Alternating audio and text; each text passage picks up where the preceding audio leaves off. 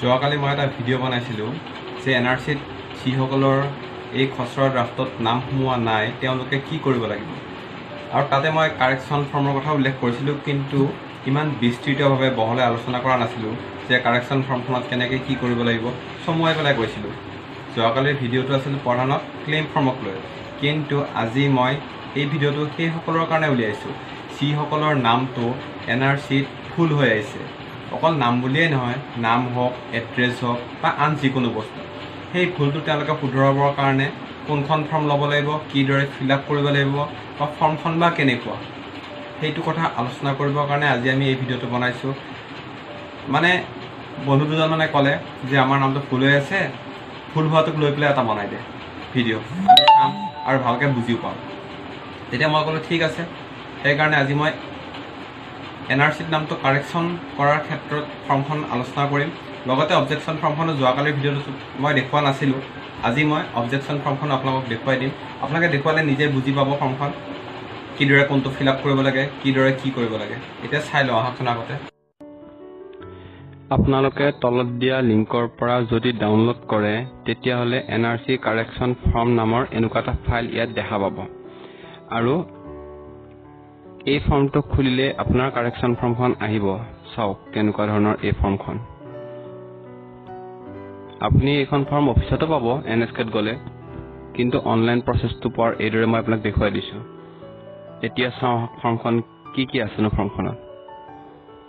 প্ৰথমে আছে ARN নাম্বাৰটো, অৰ্থাৎ আপুনি অলৰেডি এনআৰচিত এপ্লিকেশ্যন কৰোঁতে যিটো ARN নাম্বাৰ পাইছিল সেই ARN নাম্বাৰটো ইয়াত ভৰাব লাগিব ওপৰত একেবাৰে ফাৰ্ষ্ট কলামটোত। লগতে ভৰাব লাগিব আপোনাৰ মেম্বাৰ চিৰিয়েল নম্বৰ। এতিয়া ডেছক্ৰিপশ্যনত কি ভৰাব লাগিব চাওক। প্ৰথমে আপোনাৰ ড্ৰাফ্ট এনআৰচি যিখন আছে সেই ড্ৰাফ্ট এনআৰচিত আপোনাৰ নাম, বয়স, জন্মৰ তাৰিখ, বৰ্তমানৰ address, fix address, permanent address, এই গোটেইখিনি আপুনি সেই একেধৰণে ভৰাব লাগিব যিদৰে আপোনাৰ ড্ৰাফ্টত বৰ্তমান আহিছে। মানে ভুলকৈ আহিছে যদি ভুলকৈ লিখিব, আৰু যিকেইটা ধৰক আপোনাৰ ভুল এটা বা দুটা জেগাতহে হৈছে, বাকীখিনি শুদ্ধ আছে সেইখিনি শুদ্ধতে লিখক, আৰু বাকী ভুল থকাকেইটা ভুলতে লিখক যিদৰে ড্ৰাফ্টত আপুনি দেখি পাইছে। আৰু একেদৰে আপুনি তাত চেক বক্সবিলাক দেখিছে, তাত লিখা আছে name of person, name of father, name of mother. সেইমতে যোনটো আপোনাৰ ভুল হৈছে টিক কৰক, টিক কৰি পেলাই লিখক। গোটেইখিনিতো ভুল হোৱা নাই, বাকীখিনি আপুনি নিলিখিলেও হ'ব, কিন্তু আপুনি ইচ্ছা কৰিলে লিখি দিব পাৰে। ধৰক মানে যোনটো বস্তু ভুল হৈছে আপুনি সেইটো লিখিব পাৰে, আৰু লিখি পেলাই ইয়াত টিক কৰি দিব। তাৰপিছত এইফালে লিখিব লাগিব আপুনি কাৰেকশ্যন ডাটা। লেফ্ট চাইডে থাকিলে আপোনাৰ ভুল হোৱা ডাটাটো, আৰু ৰাইট চাইডে সেই ভুল হোৱা ডাটাটো কাৰেক্ট ফৰ্মটো কি হ'ব আপুনি সেইটো লিখিব লাগিব। ধৰক আপোনাৰ নামটো গুণধৰ দাস, কিন্তু আহি গ'ল গুণাধৰ দাস, তেতিয়াহ'লে আপুনি লেফ্ট চাইডে লিখিব লাগিব গুণাধৰ দাস ভুলটোৱেই, আৰু কাৰেকশ্যন ডাটাত লিখিব লাগিব আপুনি আপোনাৰ শুদ্ধ নামটো গুণধৰ দাস। এইদৰে আপুনি আপোনাৰ কাৰেকশ্যন ডাটাৰ চাইডটোত ফৰ্মখন ফিল আপ কৰক। আৰু একেবাৰে শেষত চাওক, আপুনি ইয়াত আপোনাৰ ছিগনেচাৰ মাৰিব লাগিব, আপোনাৰ ডিক্লেৰেশ্যন ছিগনেচাৰ।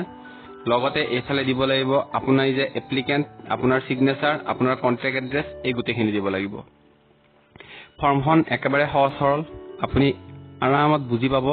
তথাপিও যদি আপোনাৰ কোনো অসুবিধা হয় আপুনি NSK কেন্দ্ৰৰ সহায় লৈও ফৰ্মখন ফিল আপ কৰিব পাৰে। বাকী ইয়াত বিশেষ চিন্তা কৰিবলগীয়া একো নাই। আপুনি সুন্দৰকৈ ফৰ্মখন ফিল আপ কৰি লগত প্ৰয়োজনীয় নথি জমা কৰি অফিচত জমা দিয়ক, আৰু যাতে আপোনাৰ নামটো শুদ্ধকৈ আহে নেক্সট NRCখনত। এতিয়া চাওক NRC অবজেকশ্যন ফৰ্ম। অবজেকশ্যন ফৰ্মখনত ডাউনলোড কৰক তলত দিয়া লিংকৰ পৰা গৈ।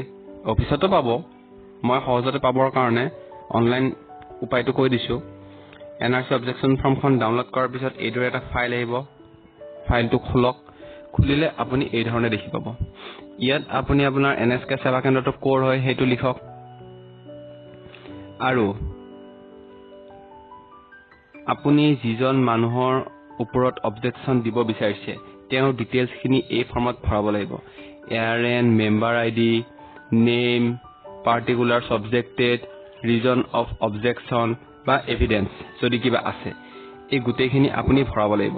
ভৰোৱাৰ পিছত সৰ্বশেষত যিজনে এপ্লিকেশ্যন কৰিব সেইজনৰ নাম, কণ্টেক্ট এড্ৰেছ আৰু সেইজনৰ এয়াৰএন নাম্বাৰ, অৰ্থাৎ যিজনে অবজেকশ্যন ফৰ্মখন ছাবমিট কৰিব, লগতে কোনো এটা ID প্ৰুফ, এইখিনি জমা দি তেওঁলোকে অবজেকশ্যন ফৰ্মখন NSK কেন্দ্ৰত জমা দিবলৈ পাৰে। কোনো ধৰণৰ অসুবিধাৰ বাবে বা কোনো সুধিবলগীয়া খোকোজা থাকিলে আপুনি মোক কমেণ্ট কৰিও সোধক, মই যিমানখিনি পাৰোঁ আপোনাক কমেণ্টত ক'বলৈ চেষ্টা কৰিম, কিন্তু মোতকৈও ভালকৈ আপোনাক NSK কেন্দ্ৰই জনাব পাৰিব। সেইকাৰণে যিকোনো সুধিবলগীয়া খোকোজাৰ বাবে আপুনি NSK কেন্দ্ৰত যাওক আৰু গৈ পেলাই